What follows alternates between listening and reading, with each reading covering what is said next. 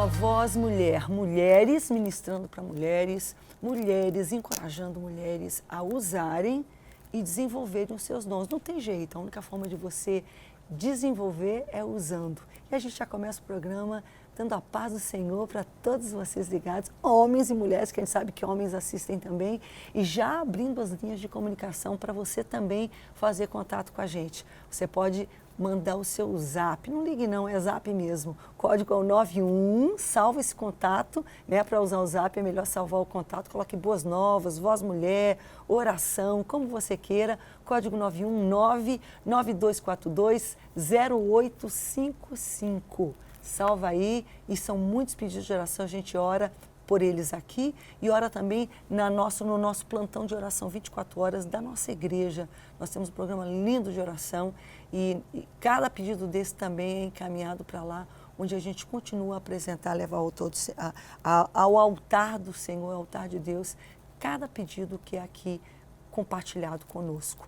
Que alegria receber duas mulheres de Deus hoje para debater um tema muito atual, que eu tenho percebido enorme demanda, eu tenho tido demandas na minha própria vida, eu não escondo isso, e também ajudando pessoas, que é identificar e tratar a depressão. A ansiedade e a depressão, ou a depressão, que a gente sabe que elas andam de mãos dadas. Conosco a psicóloga clínica, a irmã em Cristo, amém, amada, né, admirada, a doutora Ana Carla Santos.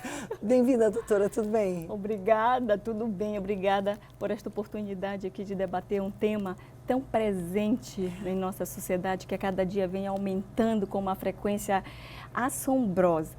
E que bom estar aqui para debater um tema que ao mesmo tempo nos traz dor a quem sofre esse transtorno, porém tem muito a ser ensinado. Quer nos ensinar alguma coisa. Então precisamos dar este olhar, né, de forma bem positiva, sabendo que passarão por dificuldade, mas existem tratamentos aí adequados, ajudas adequadas que essa pessoa ela pode buscar.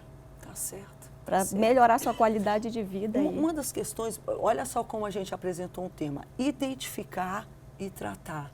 E a questão da identificação, muitas vezes a pessoa não quer nem admitir, ou ela tem preconceito, não, eu sou uma serva de Deus, eu não posso ter depressão, né? Eu sou uma líder, não está acontecendo comigo, ou alguém está dizendo para você, não, para com isso, que isso, para de fricote. E não é nada disso, a gente sabe que a gente tem a admissão, a identificação, você precisa identificar e admitir. Perfeito. A depressão hoje, gente, ela não escolhe cor, raça, seção social, nada disso. Tá? Todos nós estamos sujeitos a um adoecimento. Hoje, o transtorno mental aí chamado depressão, gente, ele é devastador, porque ele influencia áreas social, familiar, profissional, em todas as áreas ele influencia. E o transtorno mental, depressão, ele se caracteriza por uma tristeza profunda e baixa autoestima, que a gente precisa fazer essa diferença de que sentir tristeza, gente, é normal, porém é preciso que a gente identifique em nós quando essa tristeza, ela passa do que é normal para nós. Sim. E passa a ser patológico. Quando nos tira essa total energia, essa vontade de viver, né? As nossas energias são retiradas por completo. A gente tem que identificar que alguma coisa está errada. Com certeza. E tem que encarar, tem que tratar. Mas não tenha dúvida disso, sem preconceito, sabendo que estamos todos nós sujeitos a esse adoecimento e precisamos nos rever, precisamos ter em nossa prática a prática de nos ouvirmos, de nos acessarmos, para que aqui dentro a gente possa identificar que fatores são esses que me fez adoecer. Já você vai voltar com essa situação. Deixa a gente só conhecer aqui a Mara. A Mara Lopes é uma serva de Deus, uma levita, uma cantora, por que não dizer, uma voz com uma voz abençoadíssima. Mas ela, as circunstâncias da vida, muitas vezes, há pessoas que até têm gatilhos e fragilidades maiores pessoais, mas há momentos que circunstâncias que nos cercam, elas são tão avassaladoras que a pessoa simplesmente é engolida, e essa foi uma das experiências que a Mara teve. Ela vai já relatar um testemunho tremendo. Mara, bem-vinda, Pai do Senhor, muito bom. Muito obrigada, é um prazer enorme poder estar aqui com a doutora Carla também, pastora Rebeca, que é a nossa pastora, e eu fico muito feliz de estar aqui e poder ouvir um pouco também mais sobre a depressão e como tratar, né? Vamos voltar um pouquinho com a doutora Carla e já a gente vem contigo. Você já estava começando a falar, doutora, eu lidei com o aspecto da identificação. A gente sabe, como você já falou também, que há muito preconceito.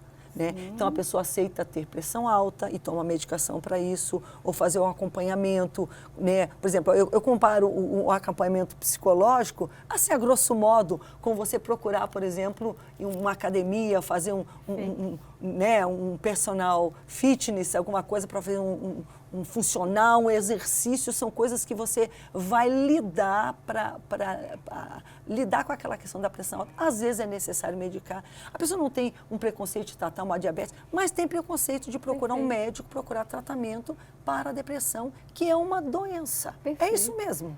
Com certeza, e precisamos entender assim, somos muito mais educados a cuidarmos do nosso corpo físico do que da mente.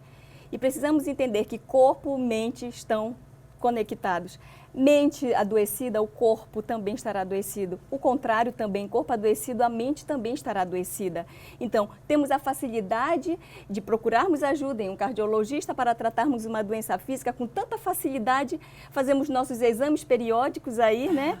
Mas temos dificuldade em trabalhar com o transtorno mental, que faz parte também, adoece, causa danos na vida do ser humano. E nós precisamos atentar e debater esse tema, porque nós somos seres holísticos, temos características que nos definem e que nós também somos seres mentais. Por que não falar seres psicológicos? Corpo, alma e espírito. Não tenha dúvida disso. E a Bíblia é interessante que ela versa, ela anda pelos três e não tem como a gente separar. Não tem, a igreja, eu percebo, associados. não sei, Mara, como é que você vê isso? A igreja, eu percebo muitas vezes, quer espiritualizar tudo. E não tenha, e não brinque, não. Que o aspecto espiritual tem o seu lugar. Tanto que quando eu vou tratar alguém, para mim, eu coloco o espiritual primeiro. Vamos botar em ordem ou demonizar, né? Isso. Tudo é demônio. Tudo é demônio, exatamente. Quando muitas vezes pode até haver um comprometimento, sim, mas certeza. a gente sabe que há também um comprometimento da doença, da mente, da alma, enfim. Exatamente. Eu sofri muito no começo da doença do meu esposo, porque as pessoas elas não entendiam e tudo, como você falou, espiritualizavam, demonizavam. Olha, é demônio, vão fazer campanhas. Mas se eu fosse atrás de fazer tanta campanha e não cuidasse dele com os médicos profissionais, talvez hoje eu não sei como que estaria. Só relata rapidinho o que aconteceu com ele. Então, meu esposo, há 7 anos já vai fazer agora, de um assalto, um trauma, né, que a gente costuma dizer pós-trauma, né? E foi um assalto, assim, um negócio muito grande, porque na empresa que ele trabalhava, na empresa ele era supervisor, ele era finanças. responsável pelas finanças, e o dinheiro era muito alto. Então, esse dinheiro que foi roubado foi um dinheiro muito alto. Então, a pressão sobre ele seria muito grande. Logo depois, ele descobriu quem foi, né? E hoje eu entendo, você que é profissional vai entender também, que o que ele me falou quando aconteceu, que talvez não foi aquilo. Eu sei que houve o assalto, mas que alguém estava perseguindo, que a pessoa que roubou estava perseguindo ele. Hoje eu entendo que não era, a pessoa não perseguiu ele. A mente dele criou essa forma de perseguição. Então, hoje eu entendo que talvez ninguém tenha perseguido ele. Só que essa doença que se agravou dentro dele, da depressão, fez com que ele batesse o carro. E daí, então, ele chegou aí na minha casa já como uma criança, sem saber quem era, sem saber onde estava. Ele teve um surto. Surtou totalmente. Da depressão, evoluiu, como já conversamos, para esquizofrenia, que é algo muito pior. Entendi. Então, desde então, a minha luta começou... vou até relatar algo que é muito importante. A gente está falando sobre a igreja, né? Nós somos cristãs, e como é bom ter alguém que nos dê apoio, né, espiritual. Poxa. Então, no começo, para mim... Mas também emocional, exatamente, todo esse suporte. No começo, para mim, foi muito difícil, porque eu achava que eu não tinha estrutura para aquilo. Eu achava que a minha estrutura era muito fraca para eu lidar com aquele tipo de enfermidade. Então, nos 2 primeiros anos, que são os 2 primeiros anos piores da doença, que é onde a pessoa tenta tirar a sua vida, ele tentou tirar a vida dele. Então, ali eu me vi numa situação muito perigosa. Porque quando eu olhei para mim, eu senti uma tristeza tão grande. E eu disse, meu Deus, isso não é uma tristeza normal. Porque eu via que dentro de mim tinha algo desesperador. Então, naquele dia eu orei. Eu disse, Senhor, como é que o Senhor quer me ensinar? Porque eu já sabia que Deus estava me dando algo para me ensinar. Alguma coisa Deus queria me ensinar com essa enfermidade. Como é que o Senhor vai me dar? Algo Quer dizer, foi ensinar. Toda a situação do seu esposo e um quadro que você mesmo findou entrando. Não, e aí eu comecei a sentir aquela tristeza. Um dia só, foi rapidamente, foi num dia. De manhã eu senti, só que eu fazia 2 dias que eu não dormia, porque ele não deixava eu dormir. Então, comecei a sentir aquela tristeza demasiadamente grande e eu olhei para mim e disse, ei, peraí, essa tristeza não é normal, eu estou entrando em depressão. Dobrei meu joelho e falei, Senhor, o que é que eu faço? E foi aí que Deus falou, te arruma, vai para o Centenário, que era culto de Santa Ceia. Eu corri para o Centenário, no carro eu falei assim, dirigindo eu falei assim, Deus, o negócio está apertando. Senhor, se o Senhor não me abraçar nessa noite, não arrancar isso de dentro de mim, como é que eu vou cuidar de alguém? E de repente eu chego no Centenário, dobrei meu joelho, levantei, sentei, a pastora Rebeca levanta. Ela estava do outro lado. Lembro desse dia. Lembra, pastora? 3 anos atrás. Ela levanta como se estivesse dentro do carro comigo, ouvindo a minha voz. E ela levanta, vem até mim, olha o que ela diz para mim. Eu tinha falado, Senhor, me abraça. E ela disse para mim, Mara, deixa eu te dar um abraço. Naquele momento eu vi que não era ela. Aí entra toda a questão de que Deus fez você também já sentir isso para que você curasse outras pessoas. E, de repente, eu levantei e ela me abraçou, só que aquele abraço que ela me deu, a pastora Rebeca, estou acostumada com a pastora Rebeca, minha pastora, mas isso aqui foi diferente. Foi algo que curou a minha alma naquele dia. E ela ministrou sobre a minha vida. E ela não sabia porque ela não estava comigo.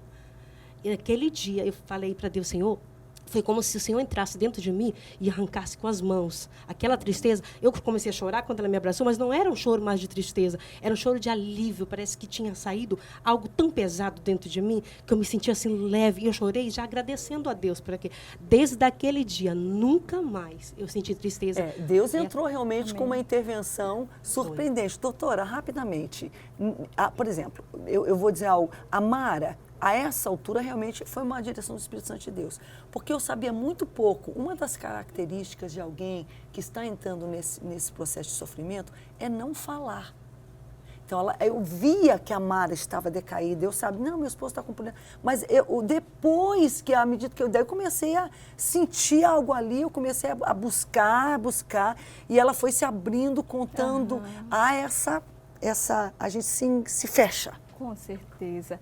E o próprio exemplo que ela trouxe, olha só, de um assalto causou-se uma ansiedade no qual não conseguiu trabalhar e dentro de uma estrutura do seu esposo desencadeou algo tão grave que hoje é uma esquizofrenia.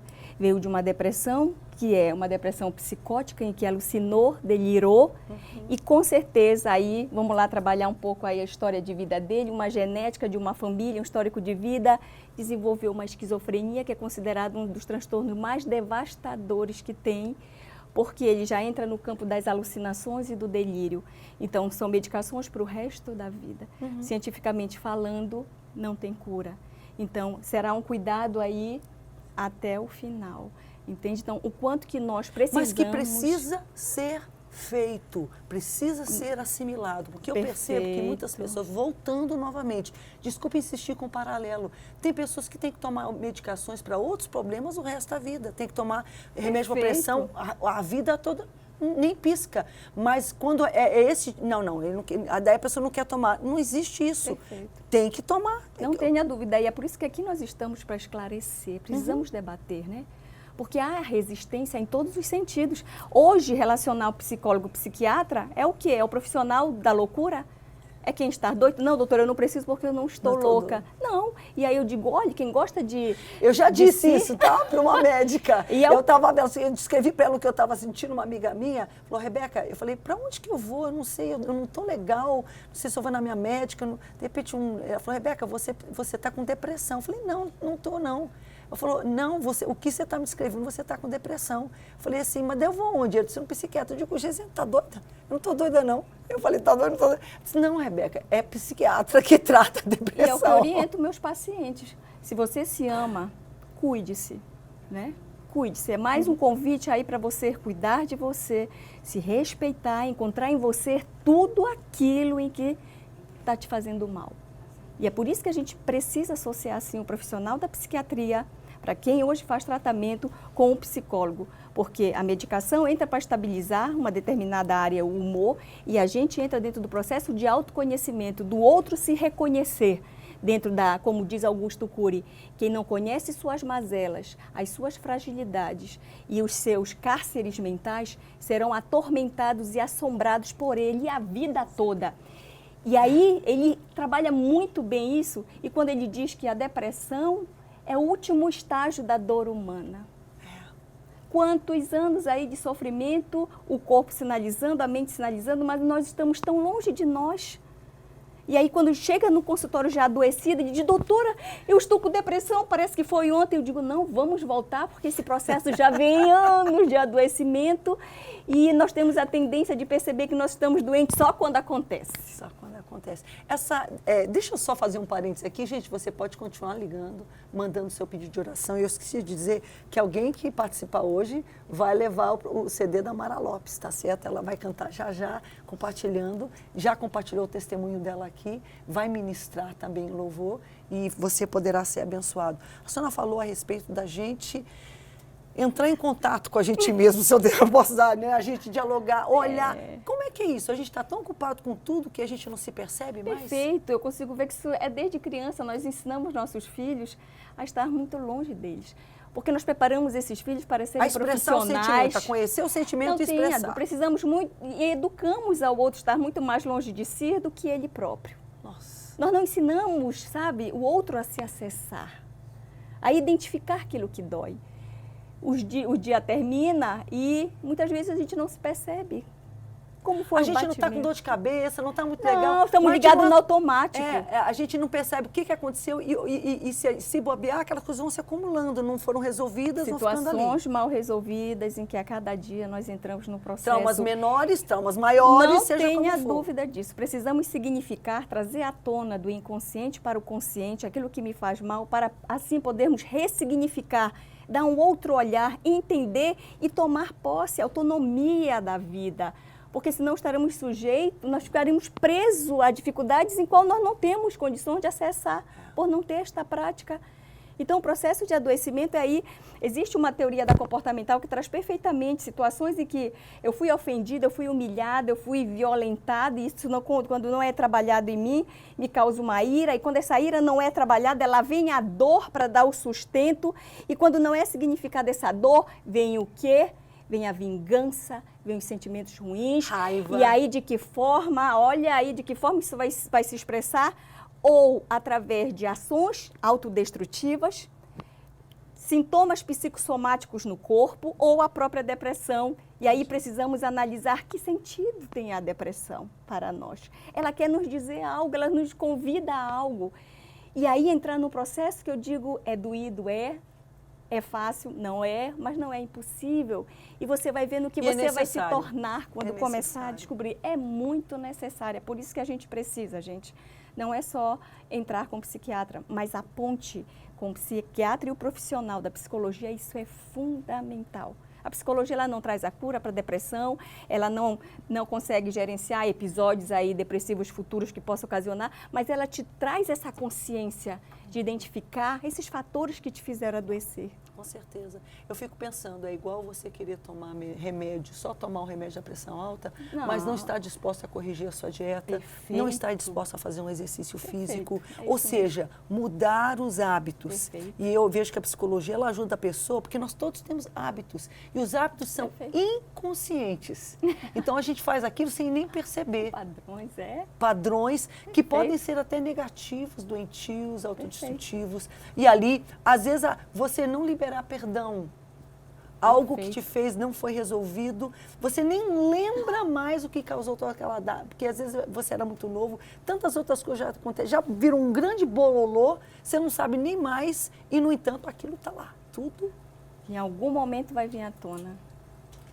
Em algum momento vai vir à tona. A gente olha na Bíblia e a gente percebe muitos personagens da Bíblia que fica claro. Eu iria pregar, mas eu acho que vai ser mais produtivo hoje, até pela questão do tempo, ficar aqui mesmo. O salmista, a gente vê Elias, a gente vê o próprio apóstolo Paulo. Jesus falou, olha, eu estou...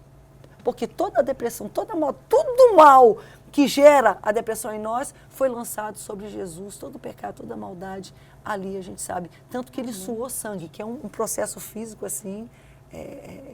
de dor extrema, né, doutor? De dor psicológica, mental. Deus, o nível de sofreu, sim. Entendeu? Mas pessoas que no seu viver, no seu decorrer, eu posso imaginar a tristeza, quem sabe a depressão de Noemi, a ansiedade de Ruth de sair da sua terra, Débora, Mas há aqueles que abertamente falam mesmo. Jonas queria morrer, Elias queria morrer, Davi queria morrer, Paulo falou, tira esse espinho que eu não aguento mais. Então, como é que fica essa questão de achar que quem serve a Deus não tem depressão? Não, já que a senhora é uma serva de Deus, mas é também uma profissional. Perfeito, e já passei por situações também onde tive que tratar um transtorno do pânico. Olha só. Entende? E aí hoje consigo entender o que é ressignificar uma vida para ser instrumento de vida para outros. De poder dizer, se eu sair, você pode também. Se eu conseguir, você pode também levar uma vida produtiva, entende?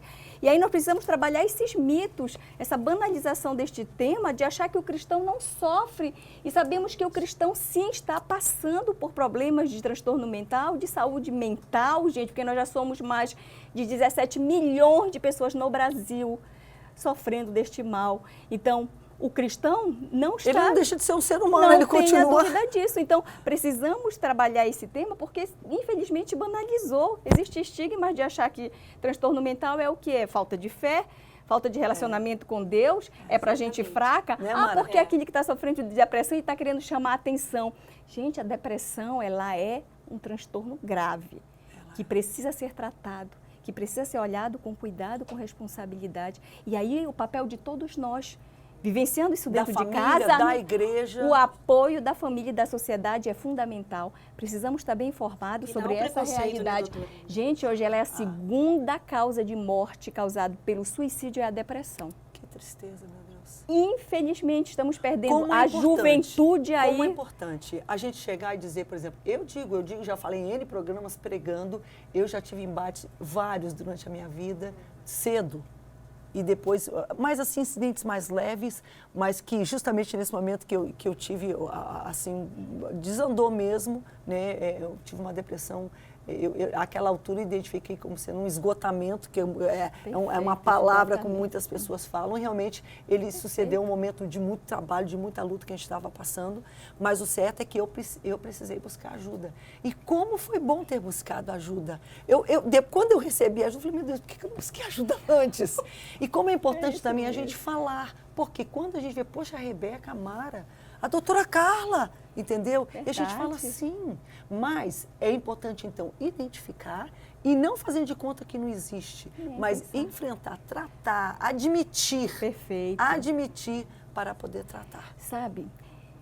Porque estás tão aflita a minha alma. Sabe o que é o mais, ainda que estejamos falando em dor, mas, gente, lá em João 16:33, Deus nos orienta uma coisa. Ele diz que no mundo teremos aflições. Mas tem de bom ânimo, eu venci o mundo. Ele não especificou o tipo de dor, sofrimento que teríamos, mas ele especificou um humor, que hoje, para a psicologia, nós trabalhamos vários tipos de humor para determinar determinados quadros. Ele especificou que tenha bom ânimo. Então, olhe esse ensinamento. Não se entregue, né? Perceba de forma também com uma outra perspectiva aí positiva, encare sua dor, sabendo que pode sair dessa com um tratamento adequado. Existe tratamento, ele nos deixou profissionais aqui também capacitados para isso. Use! Servos de Deus, inclusive. Não tenha dúvida disso, que seremos instrumentos aí, gente. Doutora, olha aqui. A senhora volta?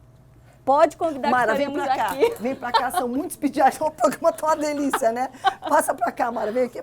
Já pode vir logo pra cá. A Zanate do Rio de Janeiro, a Márcia de Teresina, a Ana Valéria de Belém. Eu não vou dizer a causa, mas vou ler o nome e Jesus sabe. Maria das Graças do Piauí, Isabel de Santa Rita, no Rio Grande do Sul, a Raimunda de Urucará, no Amazonas, a Rosângela de Poá, São Paulo, a Joana do Icoraci, aqui em Belém, a Ruth de Nova Iguaçu, no Rio de Janeiro, a Valéria do Rio Grande do Sul, a Edileuza do Rio de Janeiro, a Rose também do Rio, a Andréa de Imperatriz Maranhão, a Ângela de Belém do Pará. Pai, apresentamos a Ti esses pedidos de oração, Senhor, suplicando, Pai, a Tua bênção, Pai.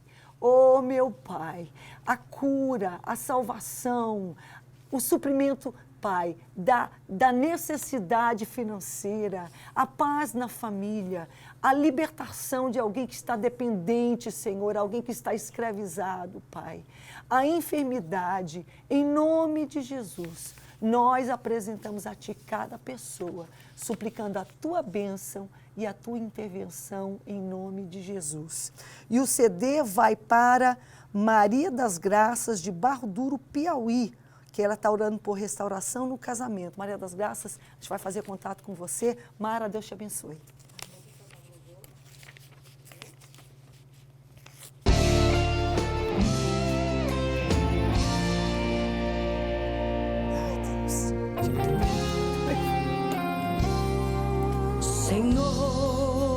Senhor, venho em teu altar minha casa apresentar. Eu e minha família precisamos do teu amor.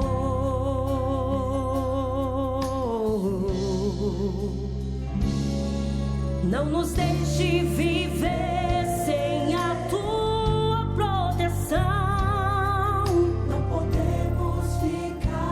Sem tua presença, Deus,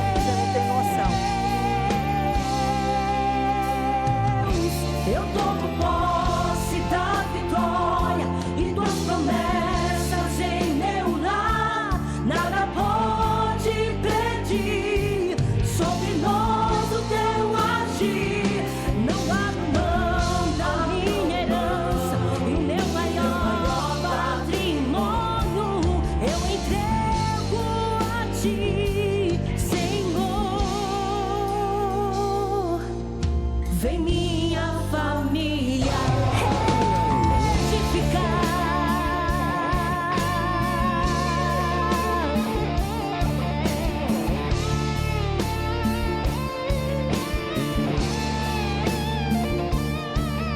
e as portas do inferno não prevalecerão sobre nós.